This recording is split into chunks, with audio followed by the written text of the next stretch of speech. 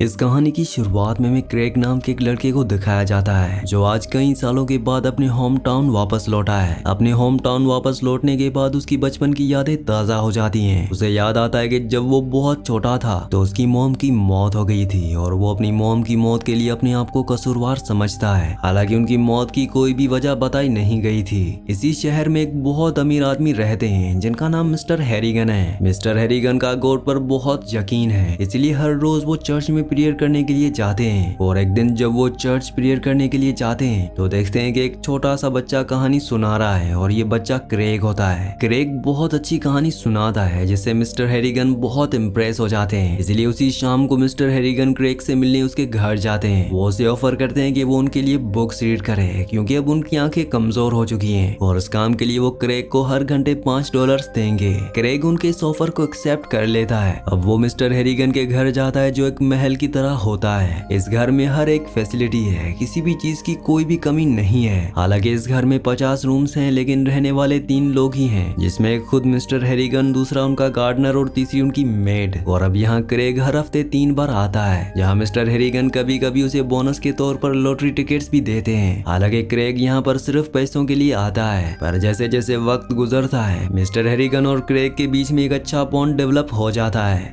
अब इसके बाद 5 साल बीत जाते हैं और अब मिस्टर हैरिगन के बारे में क्रेग और भी जानना चाहता है। इसलिए वो एक दिन इंटरनेट कैफे जाता है। वो गूगल में उनके बारे में सर्च करता है और उसे पता चलता है कि मिस्टर हैरिगन एक बहुत बड़े बिजनेसमैन थे, लेकिन उनका बिहेवियर अपने वर्कर्स के साथ बहुत ही रूड था। उनके वर्कर्स उनसे इतना परेशान थे कि कुछ लोगों ने उनकी वजह से अपनी जिंदगी को पूरी तरह से तबाह कर लिया। हालांकि क्रेग ने सब कुछ उनके बारे में पढ़ लिया है, लेकिन क्रेग का जो उनके लिए व्यू होता है वो अभी भी वैसा का वैसा है। क्रेग के लिए वो एक बहुत ही अच्छे और भले इंसान है। अब क्रेग क्योंकि टीनेजर हो चुका है इसलिए वो हाई स्कूल में एडमिशन लेता है जहाँ पर केनी नाम का एक लड़का उसे बुली करता है। वो कहता है कि तुम्हें मेरे जूतों को साफ करना होगा। क्रेग ऐसा करने से साफ साफ मना कर देता है। अब इससे पहले कि केनी उसे और भी बुली करता, यहाँ पर साइंस की टीचर आ जाती है जिस वजह से केनी वहाँ से चला जाता है। और अब यहाँ पर क्रेग के साथ जो कुछ हुआ था वो सारी बातें मिस्टर हैरिगन से डिस्कस करता है। मिस्टर हैरिगन कहते हैं कि जो लड़के तुम्हें बुली करते हैं हमें उन्हें नरमी से नहीं बल्कि सख्ती से डील करना चाहिए, चाहे वो तुम्हारा स्कूल हो, कोई ऑफिस हो या बिजनेस हो।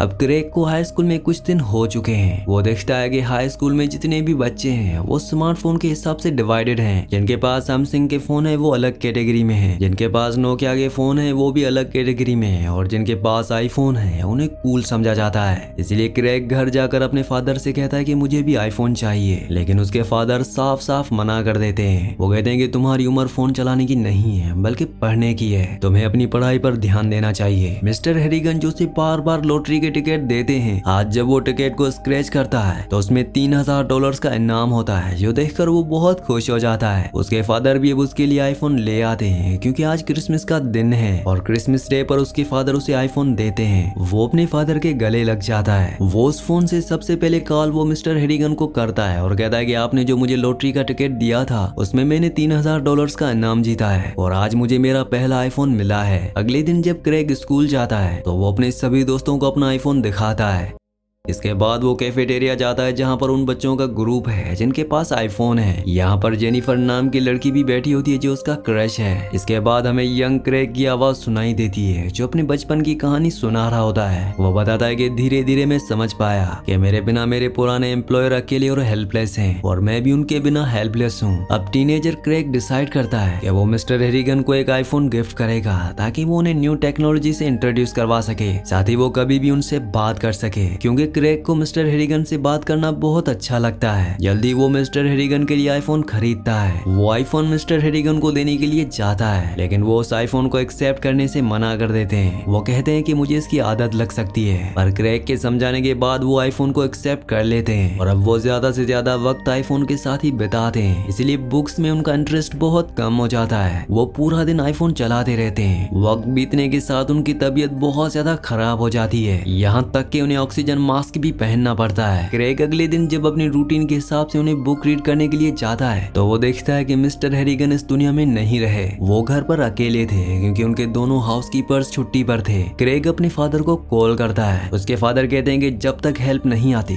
तुम वहीं पर रहो। क्रेग की आंखों में आंसू होते हैं क्योंकि आज उसने अपने सबसे अच्छे दोस्त को खो दिया। हालांकि उसे पता है कि वो उस दुनिया में नहीं रहे, लेकिन फिर भी वो उनके लिए बुक रीड करता है। अब कम्युनिटी के कुछ लोग आते हैं जो उनके फ्यूनरल की तैयारी करते हैं। चर्च में सब इकट्ठा होते हैं जहाँ पर क्रेग उनके लिए एक बार फिर से बुक रीड करता है। हालांकि ऐसा करने में उसे बहुत तकलीफ हो रही होती है क्योंकि वो मिस्टर हैरिगन के जाने से बहुत दुखी है। क्रेग मिस्टर हैरिगन के पास जाता है और चुपके से उनका आईफोन उनकी जेब में रख देता है। इसके बाद वो अपने फादर के साथ बाहर निकल जाता है। तभी वहाँ पर मिस्टर हैरिगन का पर्सनल फाइनेंस मैनेजर आता है और बताता है कि मिस्टर हैरिगन ने अपनी वेल्थ में से $8 लाख क्रेग के नाम किए हैं ताकि वो अच्छी एजुकेशन हासिल कर सके। क्रेग और उसके फादर ये सुनकर बहुत इमोशनल हो जाते हैं। क्रेग अपने घर आता है और अपने फोन से मिस्टर हैरिगन को एक वॉइस मैसेज भेजता है जिसमें वो कहता है कि मैंने तुम्हें खो दिया, जिसका मुझे बहुत दुख है क्योंकि मैं तुमसे बहुत प्यार करता हूँ। मुझे अगर तुम वापस मिल जाओ तो मुझे एक भी पैसा नहीं चाहिए क्योंकि तुम्हारी जगह इस दुनिया में कोई नहीं ले सकता। मैं तुम्हारे साथ बिताए हुए पलों को बहुत मिस करता हूँ। इस मैसेज को वो हैरिगन को फॉरवर्ड कर देता है और खुद सो जाता है। पर सबसे हैरानी की बात ये होती है कि अगली सुबह उसे मिस्टर हैरिगन का रिप्लाई आ जाता है। ये देखकर वो हैरान हो जाता है क्योंकि उसने उनके फोन को उनकी जेब में रखा था। वो अपने फादर को जाकर सारी बातें बताता है। उसके फादर कहते हैं कि शायद तुम्हारे साथ कोई मजाक कर रहा है। क्रेग कहता है कि हमें उस ग्रेवयार्ड में जाना चाहिए, उन्हें बाहर निकालना चाहिए, मुझे लगता है कि वो जिंदा हैं। उसके फादर कहते हैं कि डॉक्टर ने अपनी रिपोर्ट में साफ साफ लिखा है कि उनकी मौत हो चुकी है। और अब यहाँ पर क्रेग भी वापस होश में आ जाता है। वो हर रोज उनकी कब्र पर जाता है, साथ ही वो अपनी स्टडीज पर भी ध्यान देता है। और एक दिन जब स्कूल जाता है तो देखता है कि केनी को पकड़ लिया गया है क्योंकि वो नार्कोटिक्स यानी कि नशीली चीजें स्कूल में बेच रहा था। केनी को लगता है कि ये सब क्रेग ने किया है, इसीलिए एनुअल डे के दिन वो क्रेग के पास जाता है, उसे पकड़कर बहुत बुरी तरह से मारता है। हालांकि टीचर्स को ये बात पता चल जाती है लेकिन इसकी रिपोर्ट अथॉरिटी को नहीं की जाती। उसी रात को क्रेग एक बार फिर से मिस्टर हैरिगन के फोन पर वॉइस मैसेज भेजता है और उन्हें सारी बातें बताता है। उसे पता है कि कोई रिप्लाई नहीं आएगा, लेकिन फिर भी वो अपने दिल की बात मिस्टर हैरिगन के साथ शेयर कर रहा होता है। और तभी उसे मैसेज आता है कि केनी की मौत हो चुकी है। ये जानकर वो हैरान हो जाता है और उस जगह जाता है जहाँ पर उसकी डेड बॉडी होती है। उसे पता चलता है कि उसने बहुत ज्यादा शराब पी ली थी जिस वजह से ऊपर से गिरकर उसकी मौत हो गई। क्रेग उसकी बॉडी को ध्यान से देखता है। उसके हाथ में शू पॉलिश लगी होती और कुछ पॉलिश उसके मुंह पर भी लगी होती है। क्रेग को याद आता है जब पहली बार वो केनी से मिला था। केनी ने उसे बुली करते हुए कहा था, या तो तुम मेरे शूज को पॉलिश करो, नहीं तो उस पॉलिश को तुम्हें खाना होगा। और वही चीज केनी के साथ हुई होती है। क्रेग को पूरा यकीन है कि ऐसा मिस्टर हैरिगन की आत्मा ने किया है, इसीलिए वो इस चीज की और भी इन्वेस्टिगेशन करने के लिए फैसला करता है कि वो मिस्टर हैरिगन की पुरानी एम्प्लॉय के पास जाएगा। वो उसके पास जाता है और उसे पूछताछ करता है। तब उसे पता चलता है कि इस एम्प्लॉय ने मिस्टर हैरिगन की कंपनी में चोरी की थी, जिसके बाद उसे निकाल दिया गया था।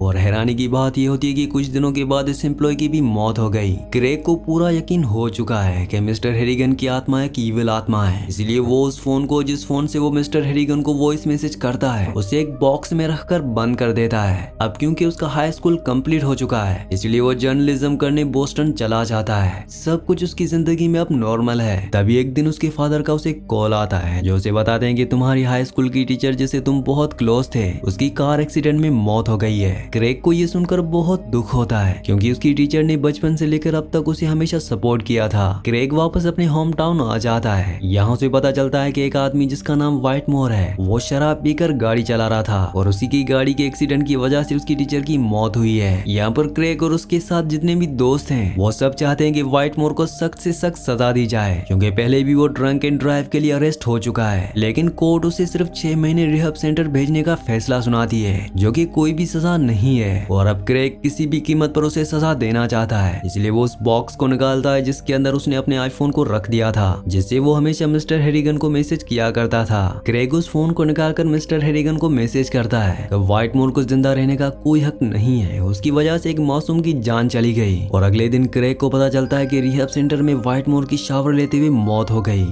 और अब क्रेग अपने आप को व्हाइटमोर की और केनी की मौत की वजह समझता है, इसलिए वो मिस्टर हैरिगन के घर जाता है ताकि उसे सुपरनेचुरल एक्टिविटीज का कोई सबूत मिल सके, लेकिन उसे कोई भी सबूत नहीं मिलता। इसके बाद वो मिस्टर हैरिगन के क्लोजेट को खोलता है जहाँ पर उसे मिस्टर हैरिगन के बचपन की एक फोटो मिलती है। साथ ही उसे ये भी पता चलता है कि जिस तरह से बहुत कम उम्र में उसने अपनी मॉम को खो दिया था, मिस्टर हैरिगन ने भी अपनी मॉम को इसी तरह से खो दिया था और एक यही वजह थी कि मिस्टर हैरिगन ने उसे रीडर के तौर पर चुना था। ये सवाल उसकी जिंदगी का सबसे बड़ा सवाल था क्योंकि वो जानता था कि इस शहर में उससे बहुत बेहतरीन रीडर्स हैं, लेकिन फिर भी मिस्टर हैरिगन ने उसे ही क्यों चुना। उसे अब अपने सवाल का जवाब मिल चुका है। इसके बाद वो मिस्टर हैरिगन की ग्रेव पर जाता है और कहता है कि आपके जो वियर्ड टेक्स्ट मैसेजेस थे मैं उन्हें पहले नहीं समझा था, लेकिन अब मैं समझ चुका हूँ। उन मैसेजेस का मतलब था कि मुझे आपकी स्पिरिट को जाने देना होगा, मुझे आपसे कांटेक्ट नहीं करना होगा। दरअसल मिस्टर हैरिगन उसमें अपना रूप देखते थे, इसीलिए उनकी स्पिरिट उसके मैसेज का रिप्लाई किया करती थी। इसके बाद क्रेग अपनी मॉम की कब्र पर भी जाता है जहाँ पर वो बचपन से नहीं गया। वहाँ जाकर वो बहुत रोता है और अब इसके बाद वो लेक के पास जाता है जहाँ पर वो अपने पहले आईफोन को, जिसे मिस्टर हैरिगन को हमेशा वॉइस नोट भेजा करता था, उसे लेक में फेंक देता है। हालांकि वो अपने नए आईफोन को, जो कि उसका एग्जिस्टिंग आईफोन है, उसे भी फेंकना चाहता है, लेकिन शायद आज की दुनिया में बिना फोन के कोई भी काम नहीं हो सकता, इसलिए वो अपने फोन को नहीं फेंकता। इसके बाद हमें उसकी आवाज सुनाई देती है। वो कहता है कि जब भी मुझे दफनाया जाए तो मेरी जेब पूरी तरह से खाली रहे, उसमें कोई फोन ना हो। इस कहानी की बहुत सारी मीनिंग्स हो सकती हैं। वैसे आपको इस कहानी को सुनकर क्या लगा, आप कमेंट बॉक्स में जरूर लिखें। इसी के साथ इस मूवी का, इस कहानी का एंड हो जाता है। अगली कहानी आप किस मूवी पर सुनना चाहते हैं मुझे नीचे कॉमेंट्स में जरूर बताना। और अगर आपने हमारे चैनल को सब्सक्राइब और वीडियो को लाइक नहीं किया तो जल्दी से कर दें।